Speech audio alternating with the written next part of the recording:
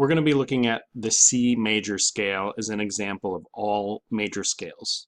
So this is the C on the keyboard. We're going to be writing this over here on the left. I'm just going to write these as quarter notes. And I'll just finish writing the scale here. Close enough. Oops.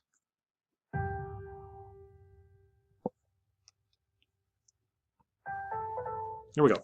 So we've got a C major scale here going up, an ascending C major scale from middle C up to the C on the treble clef. And I'll play it here.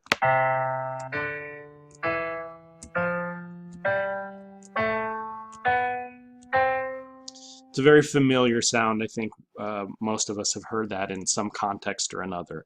That's the sound of a major scale, and because it starts on C and ends on C, and each note has a particular relationship to the one before and after it, this is a C major scale. So we're going to look at why this is a scale more than just the note it starts on and ends on. So I'm going to write in a few things here, and this was covered very briefly in another video. Right now I'm writing a series of notations that just tell us the distance between these notes here. So let me just go over what I wrote. If you look at on the left, the first note is a C, middle C, and the distance from C to D is a whole step. Okay, so our system of music here is made up of whole steps and half steps. From this note C to this note C sharp is one half step. This is a half step. And then from C sharp to D is another half step. Okay, that's the shortest distance on the piano. C sharp to D sharp. So between C and D then, because it's made up of two half steps, we can just say C to D is a whole step.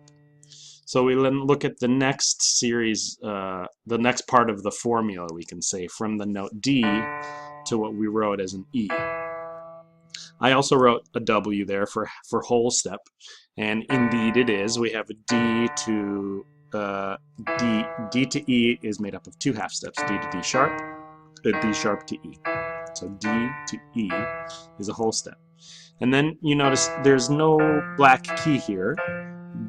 So from E to F is the shortest distance, which makes that a half step, E to F. It's a half step because there's not that extra step of a black key here. So just as we have D sharp going to E as a half step, it's the same as E to F as the half step.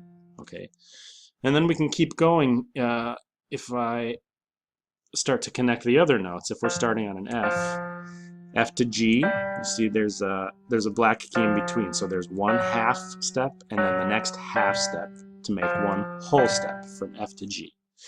And then we keep going. G to A is a whole step, so let's make sure. G to A. G sharp is one half step, G sharp to E, A is another half step, so G to A is a whole step. Let's keep going. A to B is also another whole step. A to B, A to A sharp is a half, A sharp to B is another half, so A to B is a whole step.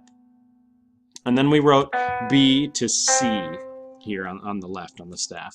So B to C is another half step. Okay, just like we had from the E to the F, and there's nothing in between, so the shortest distance between two notes is a half step.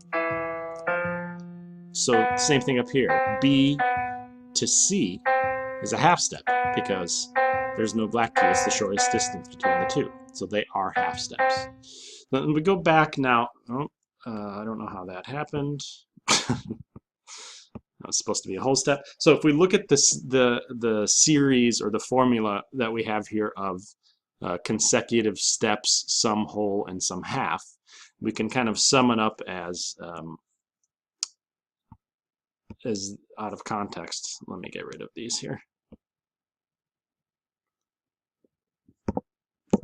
Now we can say that our formula for a major scale will be whole, whole, half, whole, whole, whole, half.